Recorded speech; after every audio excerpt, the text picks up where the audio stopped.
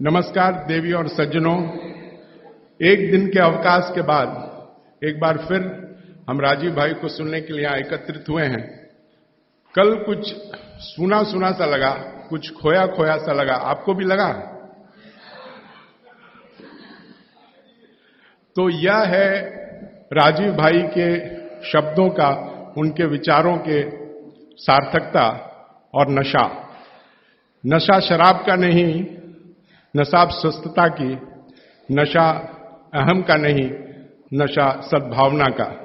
तो ऐसे वाग्भट के दूत और भारत के सपूत श्री राजीव दीक्षित जी से मैं अनुरोध करूंगा कि वो मंच पर आएं और पुरजोर तालियों के साथ उनका आप स्वागत करें।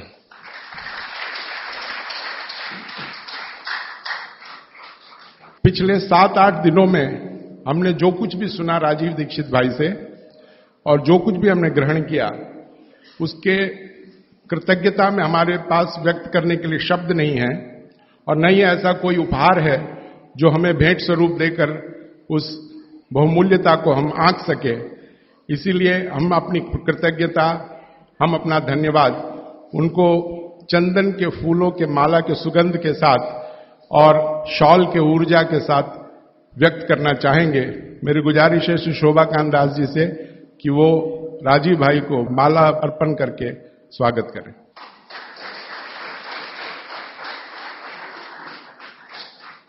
रमेश भाई लोढ़ा शॉल उड़ाकर उनको सम्मानित करेंगे।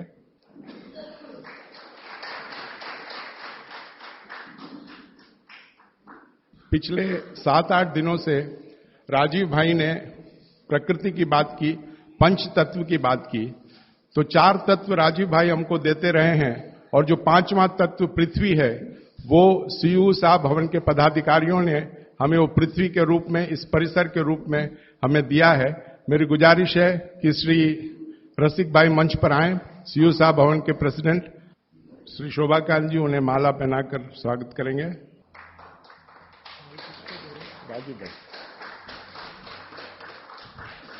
राजीव भाई उन्हें शॉल उड़ाकर उन्हें सम्मानित करेंगे।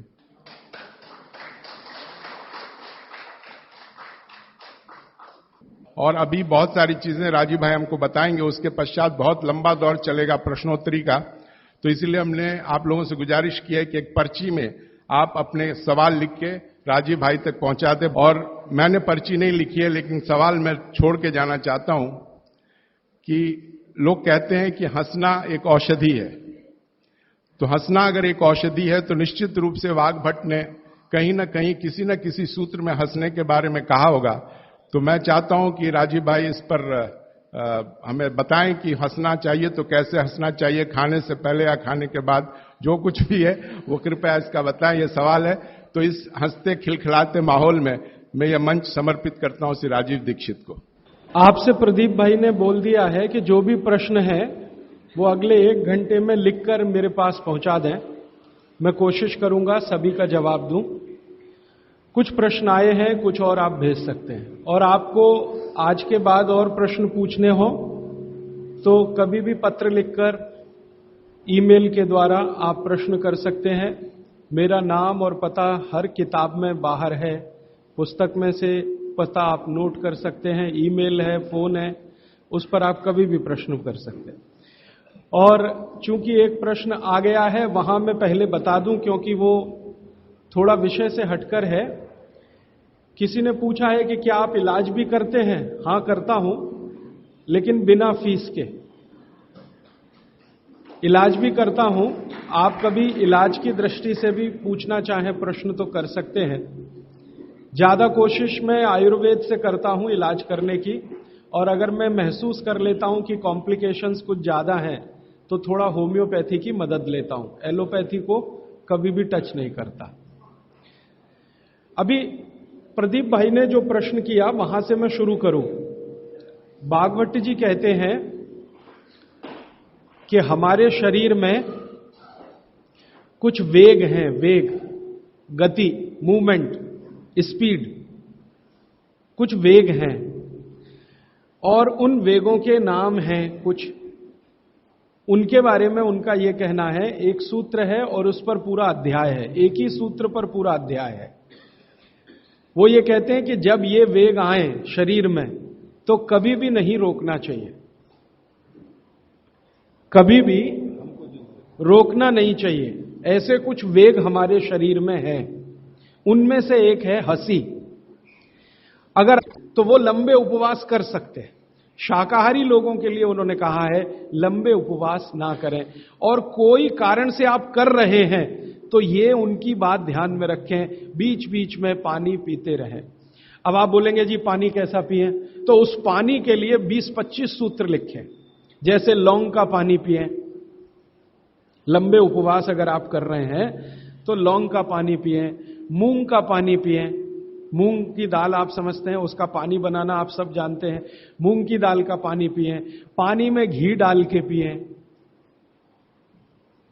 ये भागवत जी ने ही लिखा और किसी ने नहीं लिखा।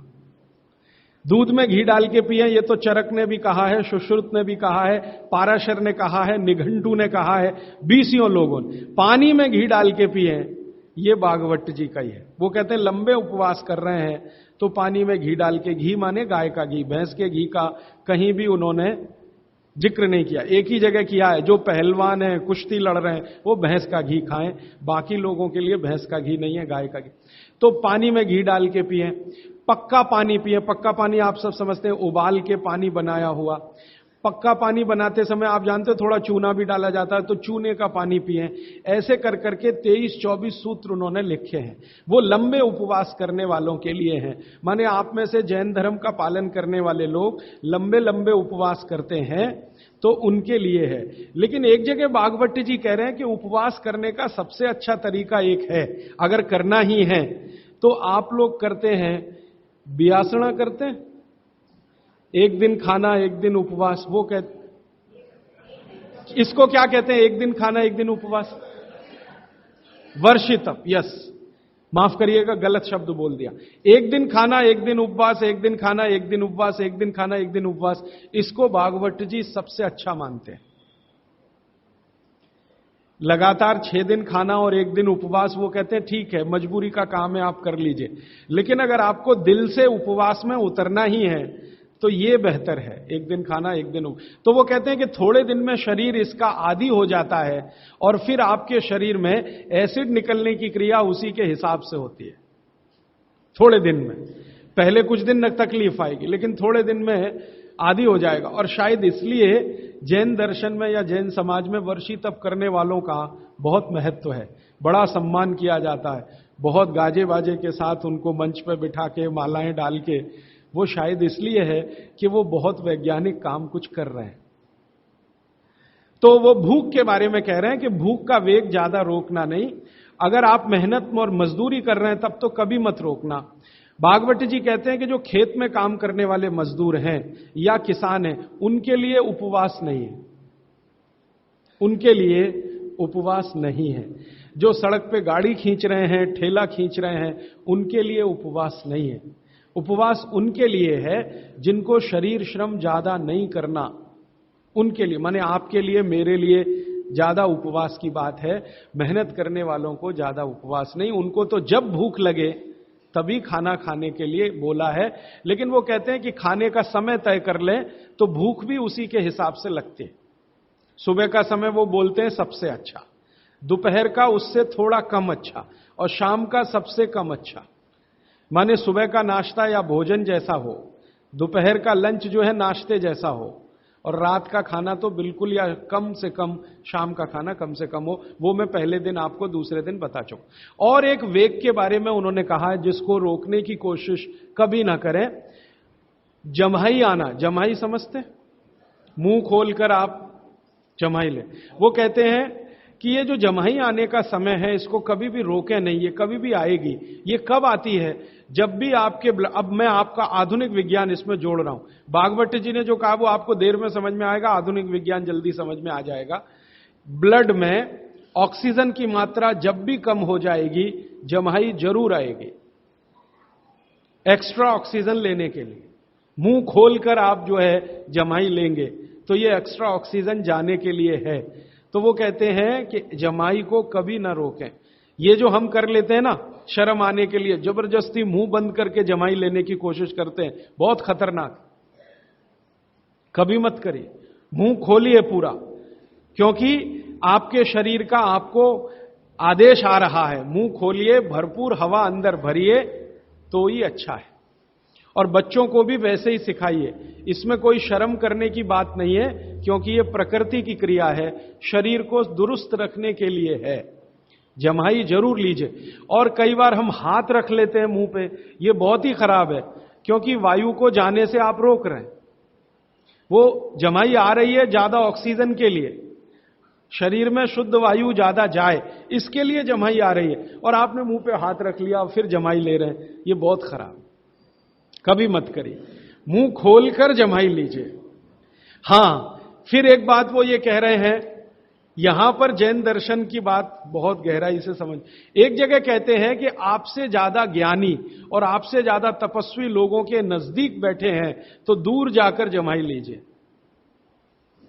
माने इसको मैं ऐसे समझाऊं, किसी महाराज साहब के पास बैठे हैं, जो दोनों ही स्थिति में आपसे ज्यादा तपस्वी भी हैं और ज्ञानी भी हैं, तो उनके पास बैठ के जमाई कभी मत लीजिए। आप उठ जाइए, कहीं दूर कोने में चले जाइए। हैं? हां, लेकिन वेग बंद हो तो उसके लिए फिर दूसरा है, वो मजबूरी का है कि जेब से रूमाल निकालिए, कोशिश करिए, क्योंकि आपकी जमाई उनको तकलीफ करने वाली है।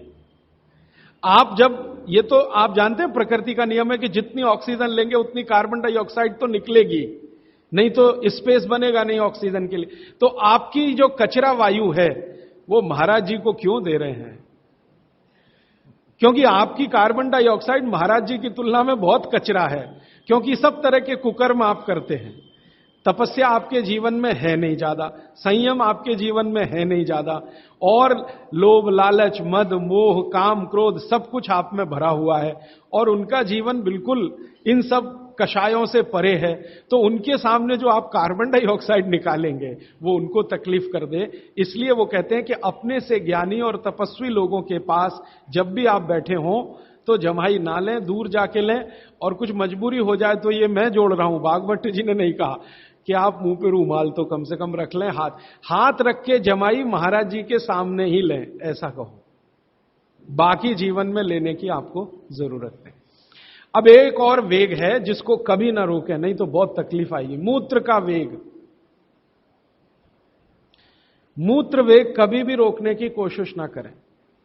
जब भी आपको ऐसा लग रहा है कि मूत्र आना ही चाहिए या शरीर सिग्नल दे रहा, तुरंत उस वेग को निकालिए। और मैं अब आपको आधुनिक विज्ञान कहता हूं। पहले भागवत जी की बात करें, वो कहते हैं कि ये मूत्र वेग को कभी भी रोकेंगे तो रक्त के सारे विकार आपके शरीर में आएंगे। रक्त के सारे विकार आपके शरीर में आएंगे। अब मैंने ये एक एक्सपेरिमेंट मेरे ऊपर कभी किया था कि मैं मूत्र का वेग रोकूं, फिर देखूं क्या होता है।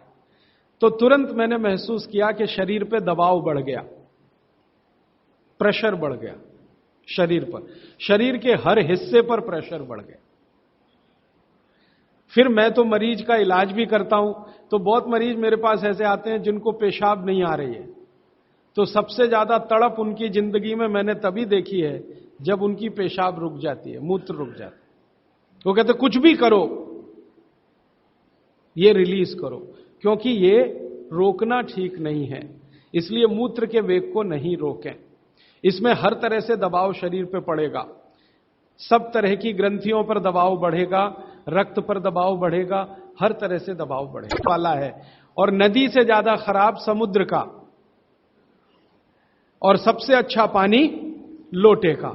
लोटे जैसी कोई भी गोल चीज है तो अच्छा। अब आप इसको प्रकृति में भी महसूस करेंगे, बारिश का पानी गोल होके ही नीचे आता है, माने बूंदें सब गोल हैं, क्योंकि उनका सरफेस टेंशन हमेशा कम है। तो ये विश्लेषण लंबा चला जाएगा, लेकिन मैंने यहां जो आपको याद दिला दिया वो ये कि पानी पी रहे हैं तो गिलास में ना, ज्यादा अच्छा है लोटे में पिएं। तो लोटे वापस लाएं घर में, लोटे ही निकल गए, अब गिलास घुस गए, और लोटे निकले ना तो लाखों कारीगरों की जिंदगी खत्म हो गई जो लोटे बनाते थे। खत्म हो गए कि नहीं? कसेरे खत्म हो गए। गांव गांव में कसेरा शब्द समझते हैं? वो ठोक पीट के लोटा बनाने वाले आदमी को कसेरा कहते हैं। वो पीतल के लोटे बनाते थे, कांसे के लोटे बनाते थे, सब मर गए बेचारे हमारे गिलास के चक्कर में। तो भागवत जी को अगर मानना है तो लोटा लाएं, गिलास थोड़े कम करें, पानी लोटे का बहुत अच्छा है। आगे बढ़ें। पानी कभी भी खड़े होकर ना पिए, ये मैंने पहले बता दिया है, फिर रिपीट कर रहा हूं, हमेशा बैठ के पिए। फिर उसके आगे का एक सूत्र है कि ठंडा पानी कभी ना पिए। और इस ठंडे पानी का ये यहां पर भी एक विश्लेषण में नया दे दूं आपको कि हर ठंडे पानी का सरफेस टेंशन बढ़ा हुआ होता है। हर ठंडे पानी का सरफेस टेंशन बढ़ा हुआ होता है और हर गुनगुने पानी का सरफेस टेंशन कम होता है, और कम सरफेस टेंशन का ही पानी आपको पीना है, इसलिए ठंडा पानी ना पिए। एक विश्लेषण में पहले दे चुका हूं कि पानी जैसे ही आप ठंडा पिएंगे उसका गुण है कि वो हर चीज को ठंडा करे, तो पेट को ठंडा करने की वो कोशिश करेगा। पेट ठंडा हुआ तो सारे ऑर्गन्स ठंडे हो सकते हैं और आप मर सकते हैं। तो पानी को पेट गर्म करेगा, फिर आप ये जान लीजिए, और पेट पानी को गर्म करेगा तो अतिरिक्त ऊर्जा लगेगी उसको, और वो ब्लड में से ही आएगी, तो सारा ब्लड पेट की तरफ दौड़ेगा। और बार बार आप ठंडा पानी पी रहे हैं दिन में 8-10 बार, तो हर बार ब्लड को पेट में भागना ही पड़ेगा। तो ब्रेन को ब्लड कम होगा, हार्ट को ब्लड कम होगा, ऑर्गन्स को ब्लड कम होगा, तो वो कमजोरी आने ही वाली है और हार्ट अटैक आ सकता है, ब्रेन हेमरेज हो सकता है। क्योंकि कोई भी ऑर्गन को ब्लड कभी भी कम नहीं पड़ना चाहिए, तभी आप दुरुस्त रहने वाले हैं। इसलिए ठंडा पानी गलती से भी ना पिए। तो हमेशा कैसा पानी पिए? गुनगुना पिए।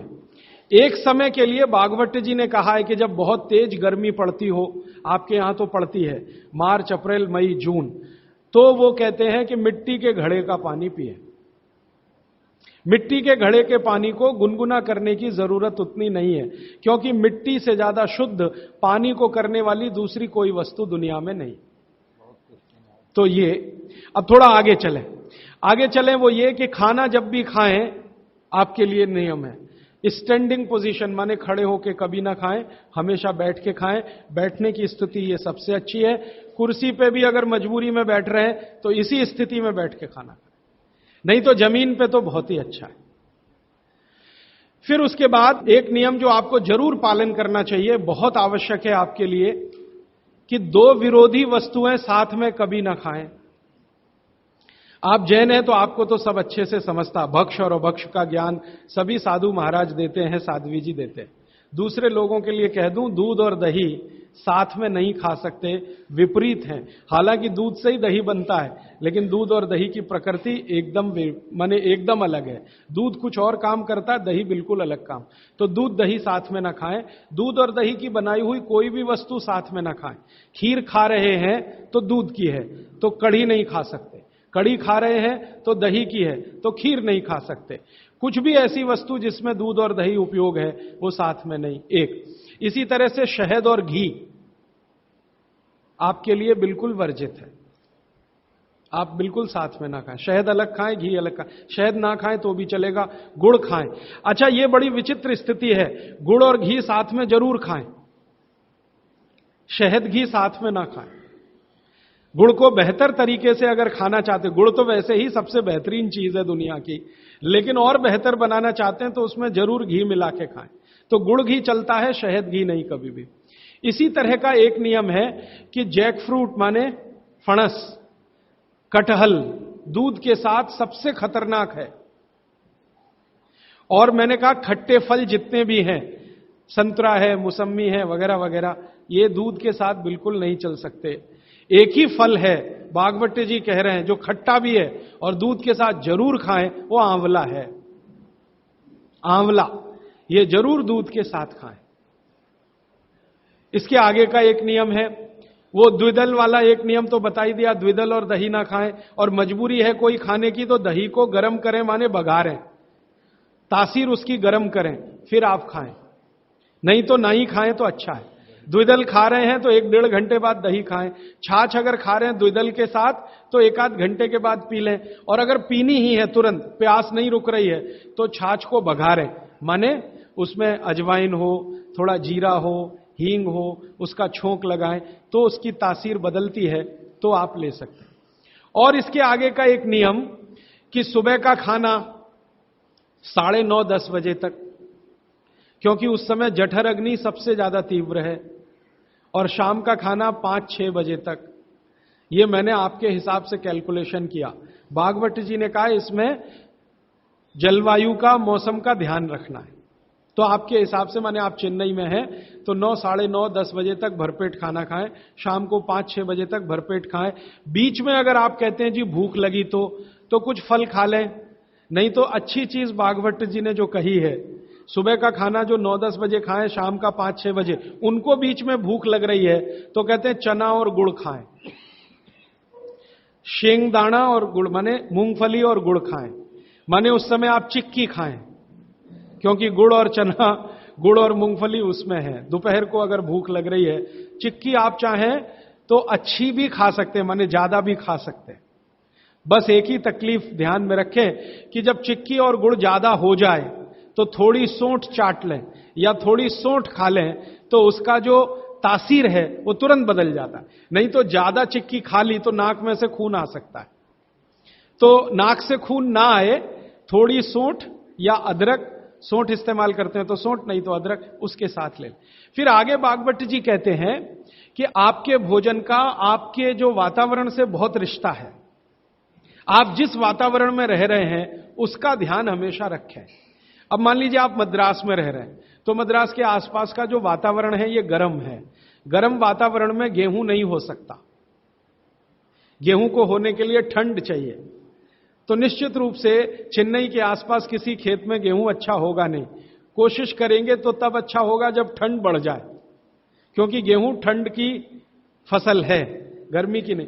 गर्मी की फसल जो है वो चावल है, धान है, चावल है, बाजरा बहुत गर्मी की फसल है। ये राजस्थान में रहने वाले सब लोग जानते हैं कितनी गर्मी है राजस्थान में, और वहीं बाजरा सबसे अच्छा होता है। कच्छ में, सौराष्ट्र में कितनी गर्मी है, बाजरा सबसे अच्छा वहीं होता है। तो गर्मी की जो फसलें हैं वो धान है, बाजरा है और जौ है, जवारी है। जवारी आप समझते, ज्वार। तो ये सब आपके लिए अच्छे हैं। यहां चेन्नई में आप रहते हैं ना, ज्वार की रोटी खाएं, बाजरे की रोटी खाएं, गेहूं की कम ना खाएं तो भी चलेगा। जो यहां हो रहा है वो ज्यादा खाएं। अब आप बोलेंगे गर्मी में भी बाजरे की रोटी खाएं, ना खाएं, क्योंकि बाजरा वैसे तो गर्म है, लेकिन गर्मी में भी खाना है। मान लो आपको स्वाद है, छूट नहीं रहा है, जगह छूट गई है, स्वाद नहीं छूटता। मन हमारा अभी भी राजस्थान में है या कच्छ में है या सौराष्ट्र में। कुछ मजबूरी है कि हम यहां रह रहे हैं। अगर ये मजबूरी खत्म हो जाए तो आप सब भागेंगे यहां से। मजबूरी कैसी? कच्छ में, सौराष्ट्र में इतना ही पैसा आ जाए तो आप सब चले जाएंगे, क्योंकि मन जो है ना छूटता नहीं है, स्थान से लगा रहता है। स्वाद मन के साथ जुड़ा हुआ। तो स्वाद के लिए ही अगर बाजरा खाना चाहते हैं तो बिना गुड़ के ना खाएं। यहां पर चेन्नई में गुड़ और घी के साथ बाजरे की रोटी आप खा सकते हैं, गुड़ और घी के साथ जवारी की रोटी आप खा सकते हैं। ज्यादा आप खाएं तो चावल आपके लिए, धान जो यहां होता है वो सबसे अच्छा है। तो तासीर ध्यान रखें, आबो हवा का ध्यान रखें, वातावरण का ध्यान रखें, हर बनाते समय भोजन में और खाते समय भोजन में। ये कुछ सूत्र हैं जो बहुत आवश्यक हैं आपके लिए, मैं मानता हूं। जो मैंने आपको पिछले एक 45 मिनट या 30 मिनट में जो रिपीट किए, जिनको मैं बहुत आवश्यक मानता हूं। और इसमें से एक सूत्र छूट गया जो बहुत आवश्यक। सुबह सुबह उठकर पहले पानी पिए, सुबह सुबह उठकर पहले पानी पिए। कारण मैं बता चुका हूं कि उठते ही आपके मुंह में जो लार बन रही है वो बहुत बहुत बहुत कीमती है, उसकी कीमत लगा नहीं सकते आप। वो एकदम अमूल्य चीज है, वो अंदर ही जाए तो अच्छा है। तो आप उठते ही पानी पीने का नियम बनाएं। कितना पानी पिए? मैंने बताया था 18 से कम उम्र के जो बच्चे हैं उनको लगभग 1.5 से 2 गिलास, 60 से ऊपर के जो बुजुर्ग हैं उनको भी 1.5 से 2 गिलास, और आप जिस उम्र में हैं 18 से 60 तो कम से कम 3 गिलास। पीने का तरीका वही है, सिप सिप सिप सिप करके पीना। और ये सुबह का पानी अकेला पानी है जो बिना प्यास के भी पीना। जी, ये मुख्य नियम मैं मानता हूं आपको जरूर धारण करने चाहिए। और मेरी एक दूसरी गुजारिश है, आप जितने भी लोग बैठे हैं इन सब नियमों को पालन करें। आज से कुछ ने तो शायद शुरू भी किया है 2-3 दिन से, जरूर पालन करें। हो सकता है कि 6 महीने के बाद, 8 महीने के बाद मेरी आपकी फिर मुलाकात हो, तब आप मुझे इसकी रिपोर्टिंग करें। रिपोर्टिंग करें। क्यों? मैं आप सबको भागवत का चेला बनाना चाहता हूं। मैं ये चाहता हूं, मैं विनम्रतापूर्वक कह रहा हूं, मैं ये चाहता हूं कि जो ज्ञान मैंने 6 साल में लिया, ये साल भर में आपके पास पूरा पहुंच जाए। क्यों? आप तो इसको अपने जीवन में पालन करके स्वस्थ रह ही सकते हैं, अपने परिवार को भी रख सकते हैं और पड़ोसियों को भी रख सकते हैं। और भागवत ने कहा है कि जो अपने दुखों को दूर कर ले और दूसरों के दुखों को दूर करने का काम करे, वो ही मोक्ष का भागी है, माने भागीदार हो सकता है। तो मैं चाहता हूं आप सब मेरे साथ मोक्ष में चलें, वहां भी हम यही करेंगे, तो आप अच्छे हो जाएंगे, देश भी अच्छा हो जाएगा। ये कहकर मैं अब प्रश्नों की तरफ चल रहा हूं। प्रश्न मेरे पास भरपूर आ चुके हैं। मैं कोशिश ये करूंगा कि जो प्रश्न एक बार उत्तर आ गया उसको दोबारा नहीं दूंगा। हो सकता है किसी व्यक्ति ने वो प्रश्न रिपीट किया। ज्यादातर प्रश्न जो हैं वो रोगों से संबंधित हैं, इस रोग में क्या करें, उस रोग में क्या करें। तो सबसे पहला प्रश्न जो मैं सबसे आसान मानता हूं, आंखों के नीचे काले धब्बे आ गए हैं तो क्या करें। मैं इसका उत्तर पहले दे चुका हूं, फिर दोहराऊं। आपको सबसे अच्छा आसान उपाय मैं बता रहा हूं, वो ये, जिनको भी डार्क सर्किल है सवेरे उठें, सबसे पहला जो आपका थूक है, मुंह का लार है, इसको आंखों के नीचे लगा के मालिश करें, हल्की हल्की मालिश करें। आपके सारे डार्क सर्कल खत्म हो जाएंगे। और ये जो सुबह का मुंह का लार है, इससे आप अपने त्वचा रोग भी ठीक कर सकते हैं। खाज है, खुजली है, दाद है, सोराइसिस है, इचियोसिस है, एक्जिमा है, हर जगह इसको अप्लाई करें और हल्की हल्की मालिश करें। कोई कहेगा कि बहुत ज्यादा शरीर में है तो इतना तो थूक बनता ही नहीं है और पूरे शरीर पे लगाना पड़े तो ऐसी स्थिति में आप मुझे व्यक्तिगत रूप से शाम को 4 बजे मिलें, मैं आपको एक ऐसी दवा बता दूंगा या लिखा दूंगा जो थूक भी बढ़ा देगी और आपकी शरीर की खाज, खुजली, दाग, धब्बे सब मिटा देंगे। वो व्यक्तिगत है। नींद बराबर नहीं आती, नींद बराबर नहीं आती है तो इसका माने एक ही आप जान लीजिए कि आपके शरीर में अगर वात बढ़ा हुआ है, वायु बढ़ी हुई है, तो अच्छी नींद कभी नहीं आएगी। तो इसके लिए बहुत सरल उपाय मैंने बताया था। रात को गाय का घी हल्का गर्म करके दोनों नाक में डाल के सोएं। गाय का घी हल्का गर्म करके, जब वो तरल हो जाए उतना ही गर्म करें और एक एक बूंद दोनों नाक में डालें और हल्के से खींचें, ज्यादा तेज नहीं, बस इतना करेंगे अंदर चला जाएगा। बहुत खींचने की जरूरत नहीं, क्योंकि आगे चला जाएगा, जहां नहीं जाना चाहिए वहां भी चला जा सकता है। तो हल्का खींचकर छोड़ दें और सो जाएं, भूल जाएं। फिर नींद बहुत अच्छी आएगी, खर्राटे बिल्कुल बंद हो जाएंगे, स्नोरिंग बिल्कुल खत्म हो जाएगी। नींद के समय जो खराब सपने आ रहे हैं वो सपने कभी आएंगे नहीं, अच्छे ही सपने आएंगे जब भी आएंगे। रात में नींद कभी खुलेगी नहीं, 6 घंटे के पहले आप उठेंगे नहीं कम से कम। रात की नींद खुलने का एक वो तकलीफ आ गया ना, पेशाब आती है, नींद खुल जाती है। घी डाल के सोएंगे तो रात को नींद कभी नहीं खुलेगी, 6, साढ़े 6, 7 घंटे के बाद ही खुले। और बच्चों को तो जरूर करें, इससे और एक फायदा होगा, स्मरण शक्ति बढ़ेगी। ठीक है, तो अब एक ही कागज पर ये 3 प्रश्न थे, तीनों उत्तर दे दिए। अब आगे जिस कागज में ये प्रश्न आएंगे उत्तर नहीं दूंगा। अभी है हाई ब्लड प्रेशर, रक्त का ऊंचा दबाव, अस्थमा, पेट की कब्जी, और इसमें भी फिर आ गया है त्वचा का कालापन, वो मैं उत्तर दे चुका हूं। अब मैं आ जाता हूं, ब्लड प्रेशर हाई है। वैसे तो ब्लड प्रेशर हाई और लो होना ये काल्पनिक चीज है, कभी बाद में चर्चा करूंगा, लेकिन अगर आपके मन में बैठ गई है तो इतना ही जान लीजिए कि आपको जब लग रहा है और डॉक्टर को ही कह रहा है कि आपका बीपी हाई है, तो समझ लीजिए इसको भागवती जी दूसरे सूत्र में कहते हैं कि रक्त की अम्लता बढ़ी हुई है, एसिडिटी बढ़ी हुई है। अब रक्त में अम्लता है तो अम्लता को खत्म करने के लिए क्षारीय चीज खाएं, क्षार चीज खाएं, क्षार। अब क्षार वाली चीजें क्या है? सबसे अच्छी क्षार की चीज है मेथी, सब्जी के रूप में भी और दाने के रूप में मेथी। दूसरी क्षार वाली चीज है, आप में से जैन है तो वो नहीं खाएंगे, लेकिन जो जैन नहीं है उनको बता देता हूं, गाजर। तीसरी क्षार वाली चीज है कोई भी ऐसा फल जिसमें रस नहीं है, कोई भी ऐसा फल जिसमें रस नहीं है, सेब ये क्षारीय है, केला ये क्षारीय है, अमरूद ये क्षारीय है। कोई भी ऐसे फल याद रहेगा आपको जिसमें रस नहीं है, ये सब क्षारीय है। सब्जियों में पालक क्षारीय है, बैंगन क्षारीय है। आलू के बारे में कहते हैं ना अम्लीय ना क्षारीय, वो बीच का है। तो जो सब्जियां आपको क्षारीय हैं और जो मसाले माने औषधियां क्षारीय, इनका उपयोग करें तो अम्लता अपने आप कम होगी, तो ब्लड प्रेशर कम होगा, तो ट्राइग्लिसराइड कम होगा, मोटापा भी कम होगा, सब कुछ कम होगा आपका। तो हमेशा याद रखें। तो मेथी दाने का उपयोग मैंने बता दिया है, पानी में डाल के रात को छोड़ दें, सुबह उठकर दाना चबा के खाएं, पीछे से पानी पिए। गाजर का उपयोग बता दिया, कद्दूकस में घिसें, गाजर ले लें और वो कद्दूकस की गाजर को खा लें। और क्षारीय चीज, मेथी की सब्जी रोज खाएं, पालक की सब्जी रोज खाएं। हरे पत्ते की कोई भी सब्जी क्षारीय होती है, हरे पत्ते की कोई भी सब्जी क्षारीय होगी। और फल जिसमें रस नहीं है वो सब क्षारीय होंगे, बस याद इतना ही रखें। तो आप अगर उपयोग करेंगे तो हाई ब्लड प्रेशर तो जाएगा ही, उसके साथ ब्लड कोलेस्ट्रॉल कम रहेगा, ट्राइग्लिसराइड कम रहेगा, मोटापा कम होगा, पेट आपका कम होगा, और उसके अंत में हार्ट अटैक आएगा नहीं, जो पचती नहीं आसानी से। बाकी चीनी छोड़कर कुछ भी खाए।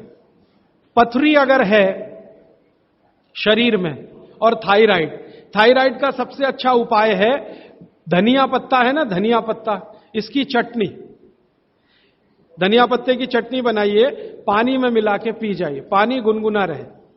कितनी चटनी? 1 चम्मच चटनी, उसमें कुछ डालिए मत, नमक मिर्ची कुछ मसाला नहीं, खाली धनिया पत्ते की चटनी। और जब तक धनिया मिल रहा है तो ये हरे पत्ते की चटनी, धनिया मिलना बंद हो जाए तो सूखा धनिया। ये धनिया जो है ना थायराइड की सबसे अच्छी दवा मानी जाती है।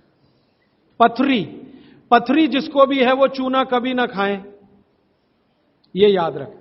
कहीं भी शरीर में पथरी है तो चूना कभी ना खाएं। तो फिर क्या खाएं?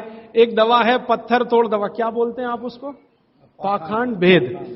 शोभाकांत जी के यहां वो दवा है पाखंड भेद, कहीं भी मिल जाएगा। तो आप इसका काढ़ा बना के पिए। ये जो पाखंड वेद है ना, इसका काढ़ा पानी में डाल के उबाल के, और ये दवा आसानी से होम्योपैथी में उपलब्ध है। और इसी दवा का होम्योपैथिक नाम है बर्बेरिस वल्गेरिस। पाखंड वेद का बॉटनिकल नाम है बर्बेरिस वल्गेरिस। ये किसी भी होम्योपैथी की दुकान में मिलेगा। वो पूछेगा कैसे दूं, तो कहना मदर टिंचर में दो। ये कोई भी घर में रखिए आप, बिल्कुल निसंकोच इस्तेमाल कर सकते हैं, साइड इफेक्ट कुछ नहीं है इस दवा का। बर्बेरिस वल्गेरिस मदर टिंचर ऐसा बोलिए। तो ये हल्के गुलाबी रंग की होगी, डार्क कलर की भी हो सकती है। इसकी 10-10 बूंदें 1/4 कप पानी में डालकर दिन में 3-4 बार पिलाएं। 1 महीने 1.25 महीने में सारी पथरी टूटकर निकल जाएगी। और नहीं तो पाखंड वेद जो दवा मिले आयुर्वेद की, उसका काढ़ा बना के 15-20 दिन ले लें। काढ़ा जल्दी तोड़ता है पत्थर को, बर्बेरिस को समय ज्यादा लगता है। पानी में चूना मिला के पी सकते हैं, जरूर पीजिए, पथरी वाले नहीं। दांतों का दर्द, दांतों के दर्द की सबसे अच्छी दवा है लौंग इस्तेमाल करिए, लौंग का तेल इस्तेमाल करिए। और दांतों में दर्द हो ही नहीं तो थोड़ा थोड़ा चूना खाते रहिए। और दांतों में दर्द हो ही नहीं तो दातुन करते रहिए, दंत मंजन करते रहिए, पेस्ट बंद कर दीजिए। हां, अभी एक जरूरी प्रश्न आया, शराब और गुटखा छोड़ने के लिए क्या करें? जरूर आप इसको ध्यान से नोट कर लीजिए, ये बहुत लोगों के काम। शराब, गुटखा, तंबाकू, सिगरेट और बीड़ी, ये 5 बुराइयां व्यसन के रूप में हमारे घरों में आई हैं और देश का सर्वनाश किया है। इनके बचने के लिए बहुत अच्छा है, संकल्प शक्ति से बचें तो अच्छा है। भागवत जी कहते हैं किसी भी व्यसन से बाहर आना हो तो संकल्प शक्ति के साथ आइए तो अच्छा है। नहीं है संकल्प शक्ति तो दवा का उपयोग करें। तो क्या दवाएं हैं आपके पास? सबसे अच्छी दवा है शुद्ध गाय का मूत्र, अर्क नहीं, शुद्ध गाय का मूत्र। दूसरी दवा आपके घर में है अदरक या सौंठ। जिनको शराब से छुड़ाना है, बाहर निकालना है, उनको अदरक और सौंठ ज्यादा खिलवाइए, रस पिलवाइए अदरक का, सौंठ का काढ़ा बना के दीजिए, गुड़ मिला के दे सकते हैं सौंठ का काढ़ा बना के, और गोमूत्र पीने को बोलिए। नियमित रूप से अगर आधा कप भी गोमूत्र पिया तो 1.25 महीने में शराब छूट जाती है। शराब जो पीते हैं, बीड़ी सिगरेट जो पीते हैं, उनके शरीर में एक केमिकल बढ़ जाता है, उसका नाम है सल्फर, और सल्फर को कम करने के लिए सल्फर ही चाहिए। आयुर्वेद में कहा है ना कि विष को विष मारता है, तो सल्फर बढ़ता है, तो सल्फर कम करने के लिए बाहर से सल्फर चाहिए, और बाहर का सबसे अच्छा सल्फर गोमूत्र में है। सर्दी जुकाम ज्यादा है, बार बार है, सबसे अच्छी दवा है। आप अगर बच्चों के लिए ले रहे हैं तो कफ दूर करना है उनका, कफ नाशक सबसे अच्छी दवा मैंने पहले दिन बताई थी, शहद है। दूसरी शहद नहीं लेते तो गुड़ है, तो बच्चों को गुड़ दीजिए ज्यादा। एक उनको चूना भी दे सकते हैं, चूना कफ का भी नाश करता है, वात का तो करता ही है, कफ का भी करता, तो चूना दे सकते हैं। गाय का घी नाक में डाल सकते हैं। हल्दी जबरदस्त कफ नाशक है, तो दूध में हल्दी मिलाकर दीजिए, और दूध हल्दी थोड़ा घी मिलाएं तो और भी अच्छा कॉम्बिनेशन है। तो जिनको सर्दी जुकाम बार बार होते हैं उसके लिए। पित्त बढ़ा है तो क्या करें? देशी गाय का घी खाइए। देशी गाय का घी गरम गरम पानी में डालकर पिए तो सब पित्त को शांत करेगा। और दूसरी चीज मैंने पहले बता दी है, अजवाइन और काला नमक, ये भी पित्त बढ़े तो शांत करेगा उसको। एक मेरे पास डिफिकल्ट केस है, ये मुझे व्यक्तिगत रूप से मिले। कोई एक महिला है, उसकी लंबाई लगातार बढ़ रही है, ये मुझे शाम को मिले 4 बजे। बाल उड़ गए तो क्या करें, बाल कम हो गए तो क्या करें, बाल झड़ रहे हैं तो क्या करें? तीनों में एक उपाय है, दही को तांबे के बर्तन में रखें, 5-6 दिन खूब खट्टा हो जाए, हरा हरा हो जाए, तो इसको बालों में मालिश करें। 1 घंटे के बाद बालों को शीकाकाई से धोएं। हफ्ते में 1 दिन जरूर करें। त्रिफला शहद और गुड़ के साथ सबसे अच्छा है, गुड़ के साथ सुबह खाएं, और दूसरा चाहे तो शहद के साथ भी खाएं। त्रिफला को औषधीय के रूप में लेना है, औषधि ऐसी जो धातुवर्धक है, तो सुबह ही खाएं। और त्रिफला को रेचक के रूप में लेना है, माने पेट साफ करे, तो रात को ही खाएं सोने के पहले। बहुत ज्यादा छींकें आती हैं, नाक से पानी गिरता है, थोड़े दिन चूना खिलाएं और गाय का घी नाक में डालें, 15-20 दिन में छींकें भी बंद होंगी, पानी गिरना भी बंद। केवड़ा डालकर जल पी सकते हैं क्या गर्मियों में? केवड़ा एक होता है ना, आयुर्वेदिक औषधि है। केवड़ा डाला हुआ जल सिर्फ गर्मियों में, मार्च, अप्रैल, मई, जून, बारिश जैसे ही शुरू हो केवड़ा वाला जल बंद कर दीजिए। केवड़ा और एक होता है खस, ये दोनों मिलाया हुआ जल गर्मियों में। अर्जुन की छाल लेने का समय सवेरे का, काढ़ा बनाकर दूध में नहीं तो पानी में, शक्कर नहीं मिलाएं उसमें, गुड़ मिलाएं, अर्जुन की छाल। टॉन्सिलाइटिस की रेमेडी, टॉन्सिल्स की सबसे अच्छी रेमेडी हल्दी, हल्दी का दूध बच्चों को रात को पिलाएं, टॉन्सिल नहीं होगा। पिपरमेंट के बारे में किसी ने पूछा है, आप शाम को 4 बजे मिले, मैं थोड़ा विस्तार से बता दूं।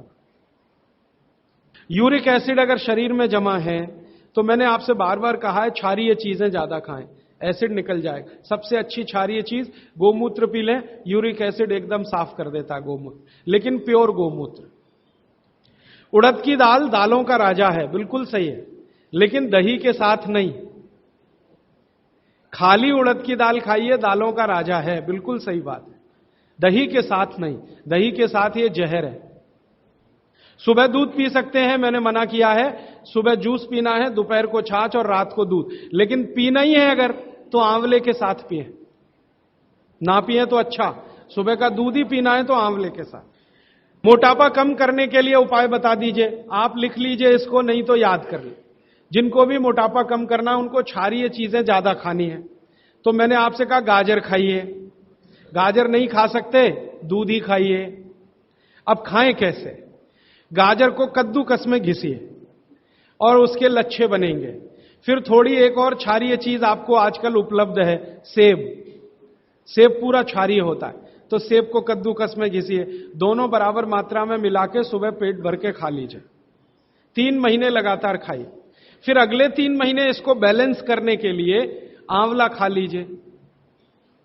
आंवला 2-3 आंवला रोज मुरब्बे के रूप में या कैसे। फिर 3 महीने आंवला हुआ, फिर वापस इस गाजर और इस पे आ जाइए। तो साल भर था, मैं हमें का कहता था राजीव भाई आएंगे तो खुद छा जाएंगे, एक दफे सुनेंगे लोग तो खुद छा जाएंगे इसको लेना। और आप देख रहे हैं कि किसी दिन ये हॉल का एक सीट खाली नहीं रहता है, बल्कि कुर्सी नहीं है तो बाहर से सुनते हैं। ये राजीव भाई का है और पहली बार इन्होंने इसको व्याख्या किया। और मुझे अब इनको कहना है और देखेंगे ये कि अब ये हर स्टेट में, हर गांव, हर डिस्ट्रिक्ट में इनको लोग बुलाएंगे सुनने के लिए। क्यों? आज सबसे जरा जरूरी है स्वास्थ्य, और स्वास्थ्य लोगों का दिन दिन जा रहा है। दूसरी बात एक और है कि ये एक बात हमेशा रखिए, आना जाना सब इनके अपने तल्ले हैं, किसी से कोई डिमांड कहीं नहीं करते हैं। आज 7 दिन से मेरे साथ हैं, कभी अहमदाबाद से, कभी राजकोट से, कभी मध्य प्रदेश से, कभी दिल्ली से, कभी यहाँ से, कभी वहां से, कि हमको इतना। तो ये कहते हैं हम 15 दिन यहाँ हैं, 15 दिन वहां हैं, 2 महीना का कोई गुजर नहीं है। फिर हमारे एक विजय भाई हैं, उन्होंने पद्म सागर जी महाराज हैं, तो उन्होंने कहा कि हमको 23 तारीख को आपको आना है, वहां पर इस पर भाषण देना है। इन्होंने देखा और कहा कि हाँ उस रोज खाली है, तो जहां है वहां से फिर जाएंगे। जैसे कल 2 भाषण था इनका बॉम्बे में, एक तो था सब्जी वाले का जो रिलायंस चला रहा है इस सब का। आपको ताज्जुब होगा कि वडाला में सब्जी मार्केट में 10,000 आदमी, और किसी पॉलिटिकल पार्टी को वो मंच पर नहीं आने दिया।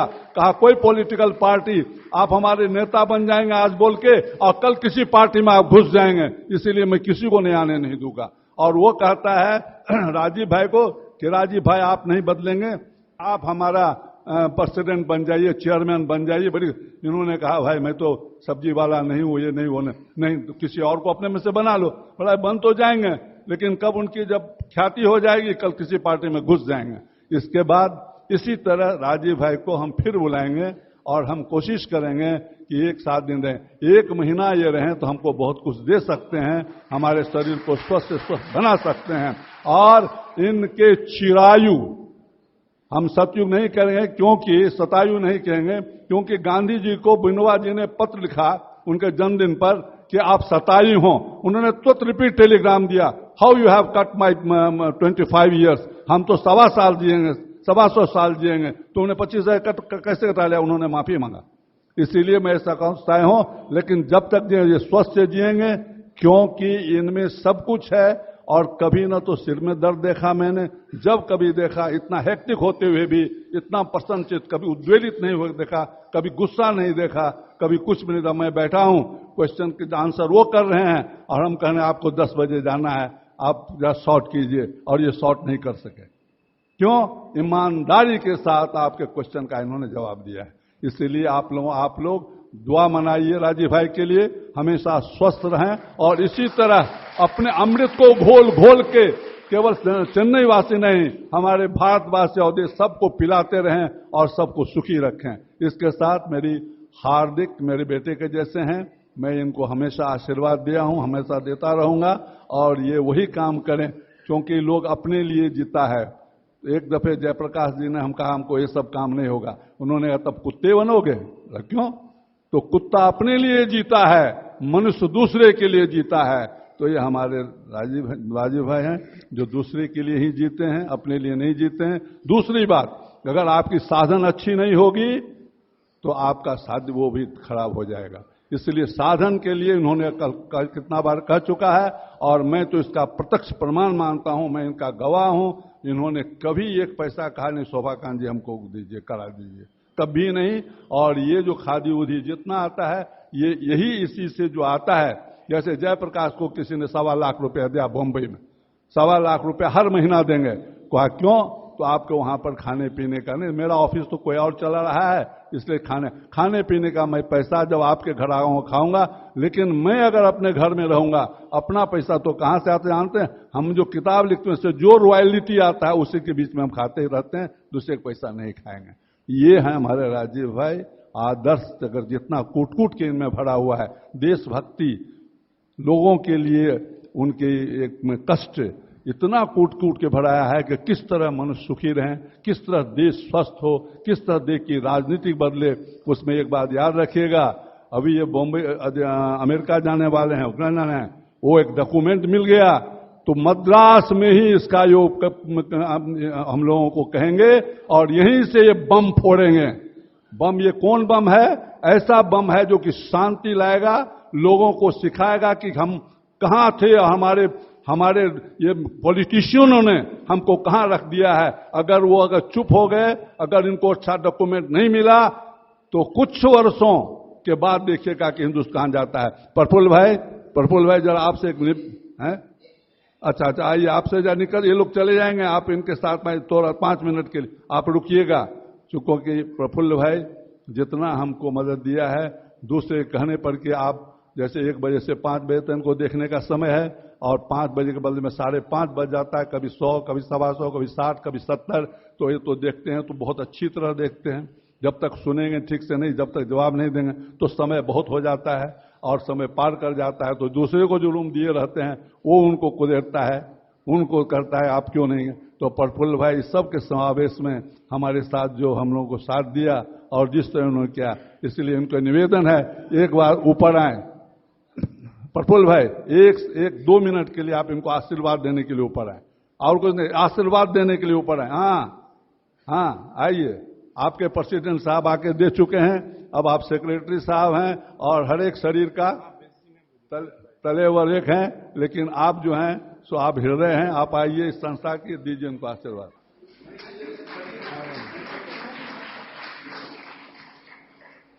अब ये सभा समापन की ओर जा रही है।